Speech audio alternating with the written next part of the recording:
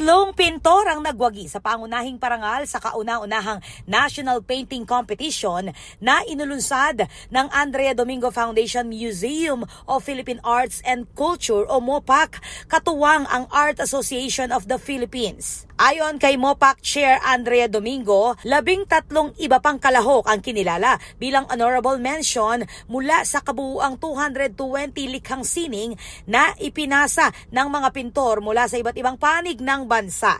Hinusgahan ang mga obra noong December 5 ng mga kilalang alagad ng sining na sina Romulo Galicano, Phil de la Cruz at Mario de Rivera. Sa awarding ceremony na ginanap nitong December 12 sa MOPAC, ibinahagi ni Domingo na itinatag nila ng kanyang asawang si Rolando ang pundasyon upang mas mapalapit ang kabataang Pilipino sa sining at kultura ng bansa. Dagdag niya, ang MOPAC ay katuparan ng isang 45 taong pangarap. Binuksan noong June 4, 2023, tampok sa MOPAC ang mga obra ng mga pambansang alagad ng sining at iba pang kinikilalang artist. Gayon din ang mga makasaysayang koleksyon ng sining at kultura. Matatagpuan ng museum sa Barangay San Agustin, City of San Fernando, sa harapan ng St. Scholastica's Academy.